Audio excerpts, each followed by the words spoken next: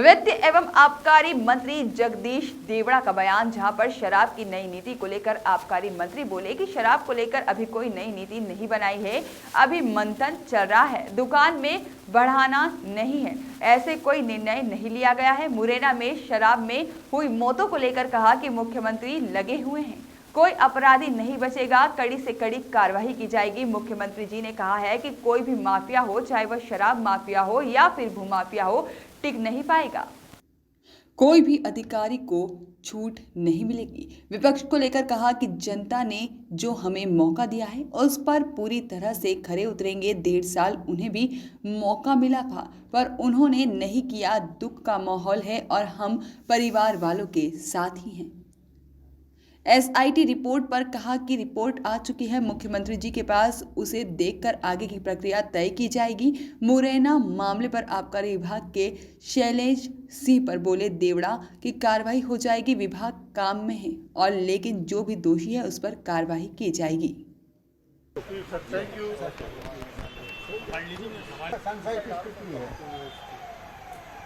मुख्यमंत्री जी कह रहे हैं नई दुकानें नहीं खुलेंगी, नई कह रहे हैं दुकानें खुलना चाहिए। माननीय मुख्यमंत्री जी ने सही कहा है कि उस पर अभी विचार विमर्श चल रहा है, मंथन चल रहा है, अभी कोई नीति फाइनल नहीं हुई है। ठीक कहा है।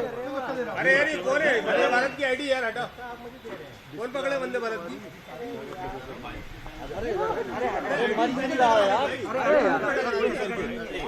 बार-बार ऊपर उठा रहा है। सॉरी फिर से चेहरा तो नॉर्मल आईडी लूं मैं, हल्ला मत करो जी सर।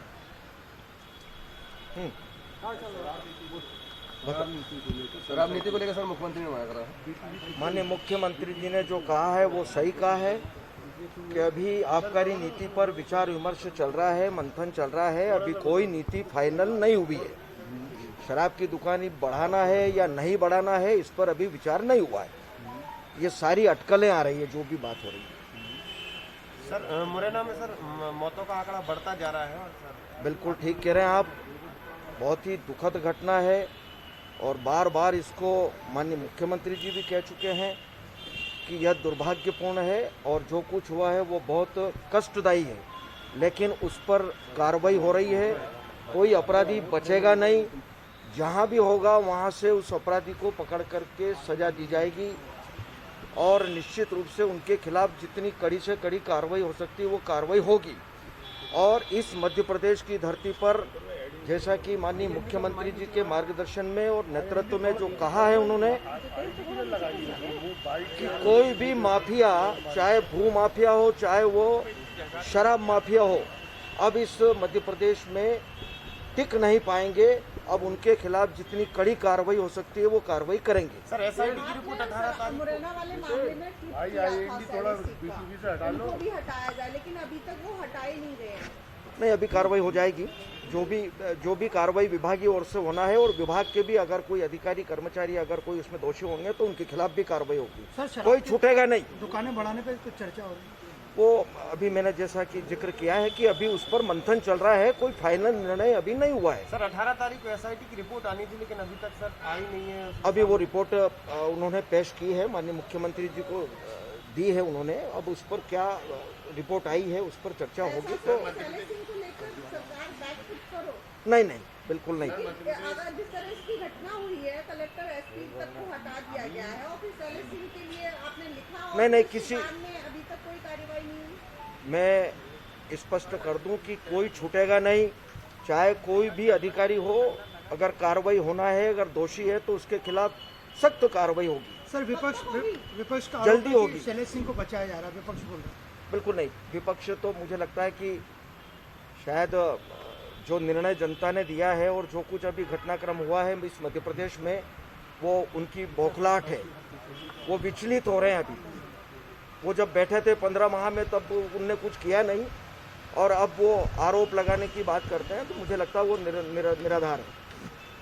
Thank you. विधानसभा के आत्मनिर्भर मध्य प्रदेश को लेकर काम जाए उसमें शामिल किए जाएंगे, जिसको लेकर सभी विभागों से वित्त विभाग ने जानकारी भी मांगना शुरू कर दी है। वोकल से वोकल को लेकर आत्मनिर्भर मध्य प्रदेश के बारे में सारे ही विभागों की पहले कार्य योजना बनी थी, रोड मैप तैयार हुआ था, उसी रोड मैप पर अभी काम चल रहा है। कल भी रोजगार उत्सव हुआ, ऐसे रोज कार्यक्रम हो रहे हैं और सभी विभागों ने जो अपनी तैयारी की है उसको धरातल पर उतारने का काम अभी चल रहा है।